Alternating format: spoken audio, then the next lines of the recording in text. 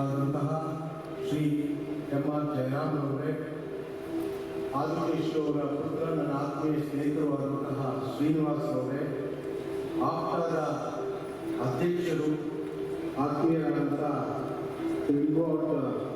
ಮುದ್ರಗಾರ ಅವರೇ, ನಮ್ಮ ಪಕ್ಷದ ಹಿರಿಯ ನಾಯಕರು ನನ್ನ ಆತ್ಮೀಯರಾದಂತಹ ಸೋಮವೀರ್ ರಾಜುಗಾರ್ ಅವರೇ, ಶ್ರೀಮತಿ ತಾರಾ ಅನುರಾಗ್ ಅವರೇ, ಮಧು ಅವರೇ, ಆತ್ಮೀಯರು ಹಿರಿಯರಾದಂತಹ ಸಿ ಎಸ್ ದ್ವಾರಕನಾಥ್ ಅವರೇ, ಹಿರಿಯ IAFS ಆಫೀಸರ್ ಆದಂತಹ ಮನೋಜ್ ಕುಮಾರ್ ಅವರೇ, ಆರ್ಯನ್ ಪುರುಷೋತ್ತಮ್ ಅವರೇ, ಶ್ರೀಮತಿ ಪ್ರವೀಣಾ ನಾಯ್ಡು ಅವರೇ, ಶ್ರೀಮತಿ ಮಂಜುಳಾ ನಾಯ್ಡು ಅವರೇ ಹಾಗೂ ವೇದಿಕೆ ಮೇಲೆ ಉಪಸ್ಥಿತಿರುವ ಗಣ್ಯರೇ, ಬಂದಿರತಕ್ಕಂಥ ಎಲ್ಲ ನನ್ನ ಆತ್ಮೀಯ ಅಕ್ಕ ತಂಗಿಯರೇ ಮತ್ತು ಅಣ್ಣ ತಂಗಿಯರೇ, ಈ ಒಂದು ಆತ್ಮ ಕಾರ್ಯಕ್ರಮಕ್ಕೆ ಕಳೆದ ವಾರ ಬಂದು ಖರೀದಿಗೆ ಬಂದಾಗ ಜಗನ್ನಾಥ ಮತ್ತು ಸಂಘಟನೆಗಳು ಬಂದಾಗ ಬಹಳ ಸಂತೋಷ ಆಯಿತು.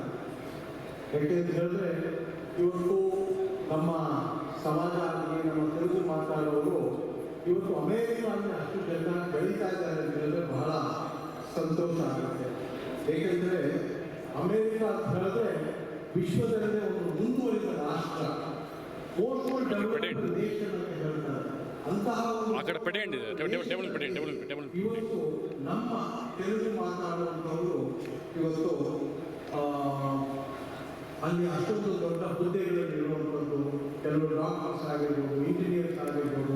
ಯಾಕಂದ್ರೆ ದೂರದ ಅಮೇರಿಕ ಅಲ್ಲಿ ನಮ್ಮ ತೆಲುಗು ಮಾತಾಡೋರು ಅಂತಹ ಒಂದು ದೊಡ್ಡ ಹುದ್ದೆಗಳಲ್ಲಿರೋದು ಬಹಳ ಸಂತೋಷ ಆಗುತ್ತೆ.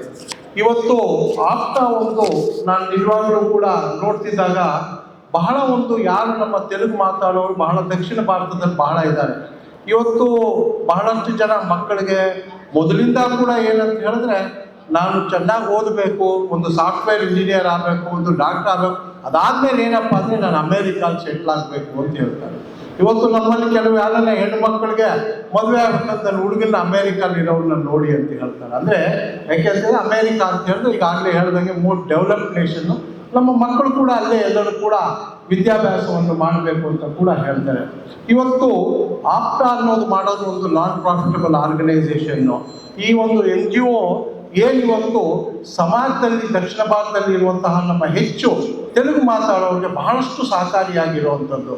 ಕೆಲವ್ರಿಗೆ ಯಾರನ್ನ ಅಲ್ಲಿ ಅಮೇರಿಕಾಗೆ ಹೋದವ್ರಿಗೆ ಅಲ್ಲಿ ಕೆಲಸಗಳು ಬೇಕಾದರೆ ಜಾಬ್ ಆಪರ್ಚುನಿಟೀಸ್ ಎಲ್ಲ ಇದ್ದರೆ ಹುಡುಕೊಡುವಂಥದ್ದು, ಅವ್ರಿಗೆ ಮ್ಯಾಟ್ರಿಮೋನಿಯಲ್ ಅಲ್ಲಿರೋರಿಗೆ ಹುಡುಗ ಬೇಕಾದರೆ ಮ್ಯಾಟ್ರಿಮೋನಿಯಲ್ ಸರ್ವಿಸ್ ಕೊಡುವಂಥದ್ದು, ಮತ್ತು ಎಜುಕೇಷನ್ಗೆ ಅಸಿಸ್ಟೆನ್ಸ್ ಕೊಡುವಂಥದ್ದು, ಸಹಾಯ ಮಾಡುವಂಥದ್ದು, ಇವೆಲ್ಲವನ್ನು ಕೂಡ ಮಾಡ್ಕೊಂಡು ಬರ್ತಾ ಇರೋದು ಬಹಳ ಸಂತೋಷ ಆಗುತ್ತೆ.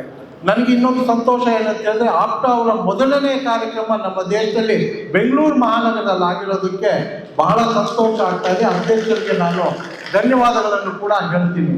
ಖಂಡಿತವಾಗಲೂ ಕೂಡ ನಾನು ನನ್ನ ಒಂದು ಸಹಕಾರ ಏನೇ ಇದ್ರೂ ಕೂಡ ನನ್ನ ಒಂದು ಚುನಾಯಿತ ಪ್ರತಿನಿಧಿಯಾಗಿ ಸಂಸದನಾಗಿದ್ದೀನಿ. ತಮಗೆ ಯಾವುದೇ ತಮ್ಮ ಸಂಘಕ್ಕೆ ಯಾವುದೇ ಒಂದು ತರಹದ ಒಂದು ಸಹಕಾರ ಬೇಕಾದರೂ ಕೂಡ ನಾನು ಖಂಡಿತವಾಗಲೂ ಕೂಡ ನಿಮಗೆ ಮಾಡ್ತೀನಿ ಅಂತ ಹೇಳ್ತಾ ಇವತ್ತು ಈ ಕಾರ್ಯಕ್ರಮವನ್ನು ಭಾಳ ಸಂತೋಷದಿಂದ ನಾನು ಅಟೆಂಡ್ ಮಾಡಿದ್ದೀನಿ. ಯಾಕೆಂತಂದರೆ ನಾನು ಬೆಳಿಗ್ಗೆನೇ ಡೆಲ್ಲಿಗೆ ಹೋಗಬೇಕಿತ್ತು. ಶ್ರೀನಿವಾಸ್ ಅವರು ಫೋನ್ ಮಾಡಿ ನೀನು ಅಟೆಂಡ್ ಮಾಡಿ ಹೋಗಬೇಕು ಅಂತ ಹೇಳಿದ್ದಾರೆ. ಇವಾಗ ಇಲ್ಲಿಂದ ಮುಗಿಸ್ಕೊಂಡು ನಾನು ಡೆಲ್ಲಿಗೆ ಹೋಗ್ತಾ ಇದ್ದೀನಿ. ಮುಂಬರುವ ದಿನಗಳಲ್ಲಿ ಯಾವುದೇ ತರಹದ ಆಪ್ಟಾ ಅವ್ರಿಗೆ ಸಹಕಾರ ಸಹಾಯ ಏನೇ ಬೇಕಿದ್ರೂ ಕೂಡ ನಾನು ನಿಮ್ಮಲ್ಲೊಬ್ಬ ಒಬ್ಬ ಆಪ್ಟಾದ ಸದಸ್ಯನ ಥರ ಅಂತ ನನ್ನ ತಿಳ್ಕೊಳ್ಳಿ. ಯಾಕೆಂದರೆ ನಿಮ್ಮ ಮೆಂಬರ್ಸಿಗೆ ಆಲ್ರೆಡಿ 80,000 ಜನ ಆಪ್ಟಾ ಮೆಂಬರ್ಸು ನಿಮಗೆ US ಅಲ್ಲಿದ್ದಾರೆ. ಇಲ್ಲಿ ಕೂಡ ಅವರು ಎಲ್ಲರೂ ಕೂಡ ನಿಮಗೆ ಖಂಡಿತವಾಗಲೂ ಕೂಡ ನಿಮ್ಮ ಸಹಕಾರ ನಾವು ಕೇಳ್ತೀವಿ, ನಮ್ಮ ಸಹಕಾರ ಬೇಕಾದರೆ ನೀವು ಕೇಳಿ ಅಂತ ಹೇಳ್ತಾ ನನ್ನನ್ನು ಇವತ್ತು ಈ ಕಾರ್ಯಕ್ರಮದಲ್ಲಿ ಬಹಳ ಕರೆದಿದ್ದಕ್ಕೆ ತಮ್ಮೆಲ್ಲರಿಗೂ ವಂದಿಸಿ ನನ್ನ ಮಾತನ್ನು ಮುಗಿಸ್ತೀನಿ. ಜೈ ಹಿಂದ್, ಜೈ ಕರ್ನಾಟಕ.